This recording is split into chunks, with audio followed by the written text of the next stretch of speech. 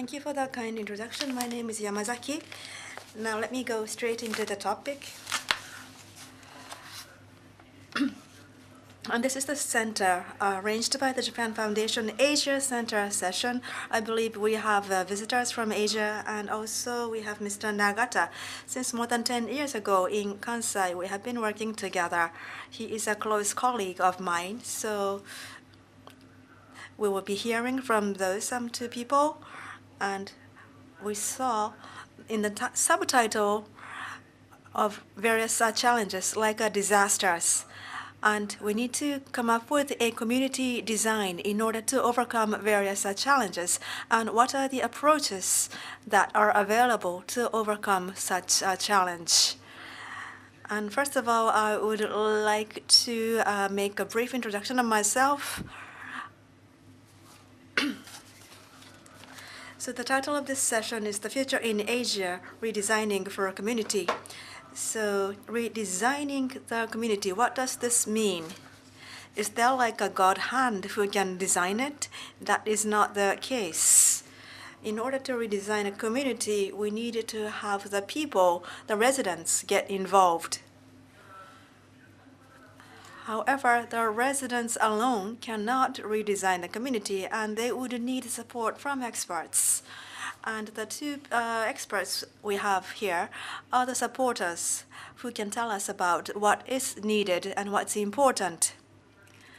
And if I were to share with you some of the ideas in delivering this, I think fun is one important criteria. You cannot just get people together for something that is not fun. There has to be something interesting or fun. It has to be attractive or something that would be beneficial for the individual. How can we design that into the overall project? This is one of the points we would like to talk about today. And if I look at this in history, I can give them in three different versions, 1.0, 2.0, 3.0, the civil participation 1.0, 2.0, and 3.0 during the 1960s. In the version 1.0, the civil participation began. I think this can be categorized as the era of our resistance or opposition. What this means is like there was the administration or the government who had come up with a disorderly development plan. In that case, people would stand up to oppose such an idea. For example, and another idea would be the pollutions, like plants. With mercuries, people would be opposing the operation of such a plant, or like a food with lots of additives, and people do not know what's inside, and people are eating it, and this has to be eliminated. In those cases, people would stand up.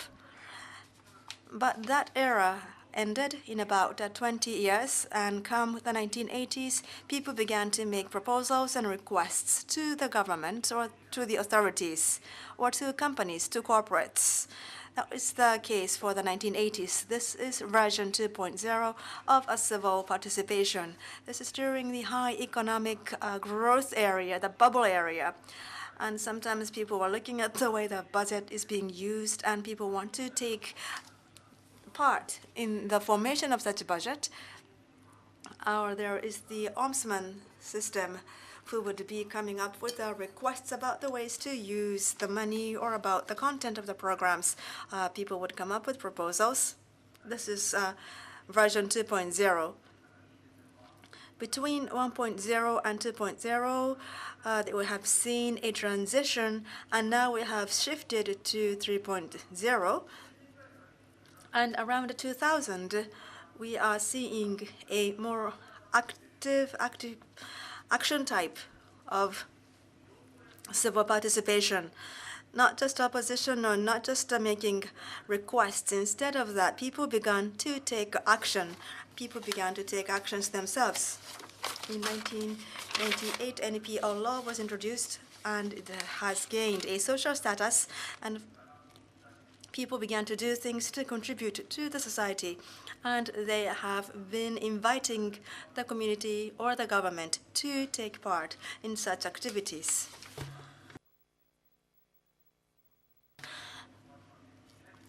And some of the example would be PPP, public-private partnership, or the open data. The authorities would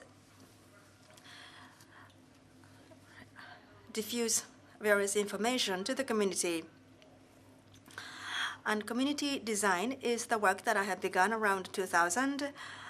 Basically, it is the way for me to encourage people to partner with the government.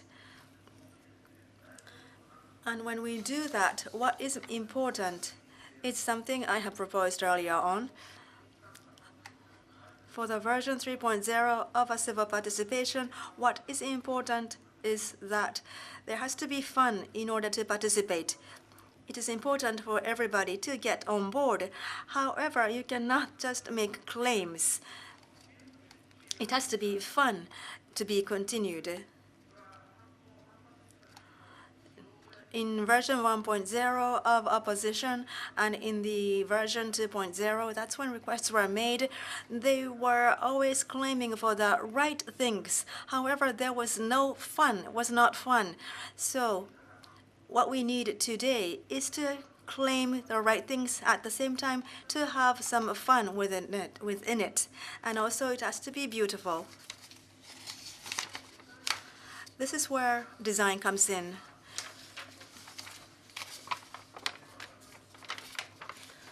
So my job is community empowered through design, community empowerment through design.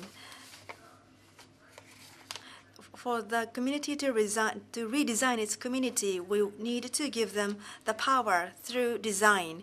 That's what we are doing as our studio. And the presentations to be given by the following two speakers will be close to this. So we have to show them something that's cool or fun or exciting or beautiful. Those are the elements that would attract participation. The two presenters will be talking about games and workshops that are conducted in a very fun manner. It's a very critical issue that has to be considered. However, we need to make it fun in order to get people to participate.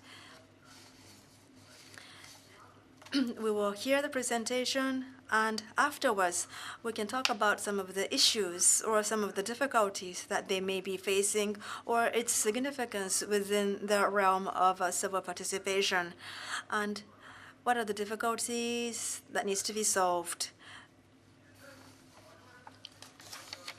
And we also have a currency to make things more fun, like a model like this. When there is a budget of only 500 million yen, what kind of building can be built with what kind of design? They would be provided with some plastic models, and they themselves would try to build that facility within the budget constraint of 500 million yen. This is the budget simulation. There were 7 tables in this case, and I would put a calculator in each table, and normally there would be somebody who would begin to do the calculations on that calculator. There was always a volunteer who would do that, and he would make every effort to contain the project within 500 million yen, and everybody had fun doing this. And when we try to do this, we need to make the preparation, so it is very strenuous. We'll have to come up with some styrofoam. We have to have plenty of them to fill up the 7 tables. So our staffs were working on this the previous night, and they had no place to sleep. They had to cut the styrofoams, and then they had to color it.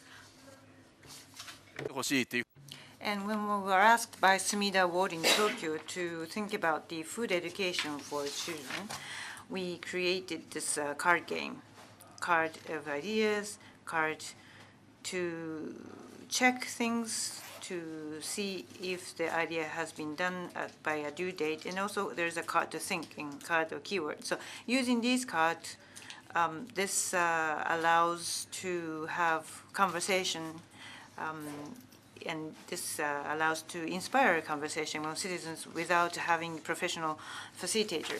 Now, in Wakayama Prefecture in Shingu City, we created this board game. And it's a very special board game. And actually, the topology or geography of reflected in the board game is exactly as in Shingu City. There are stations, there are mountains, as in the case of the city. And you have mountains, hills, a town, and buildings.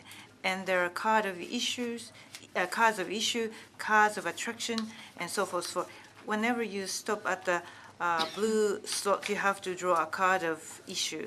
And if you draw one, the card would say that there's a problem of shopping mall having no customers. So the team will discuss what to do.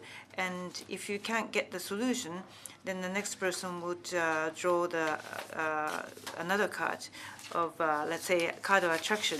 And card of attraction would say, well, here's a very interesting person of this expertise and so forth. And then maybe you can combine this idea with the previous question and try to come up with the solutions.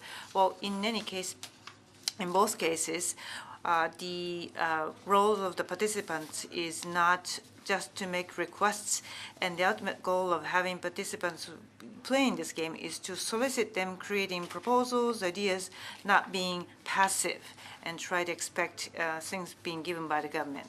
So always we involve people, we solicit people to participate in activities so that they will get, they will start to move spontaneously. So for this purpose, always we have to satisfy the criteria of being good and being fun.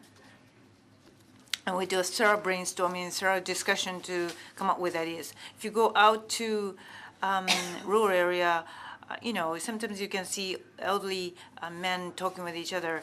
And normally what happens is one side will beat after the other. And then, you know, the thing is that this person who thought that who won the debate would say, I won. And the other side would say, oh, okay, you win. Your idea was better, but then I hate you because of this debate, so I'm not going to work with you. Well, this is not the kind of conclusion we don't want to get from the discussion, because we want to have citizens' participation number 3.0. Well, we want to ensure the atmosphere of fun and righteousness so that people will participate in discussion and be creating ideas. So part of the project is to incorporate this funness and also right decision into it. And we will listen to two speakers after me, and they will be talking about the workshop, they will be talking about the card games, and please focus on what kind of elements that are fun or that are right incorporated into their activities. That's all from me. Thank you.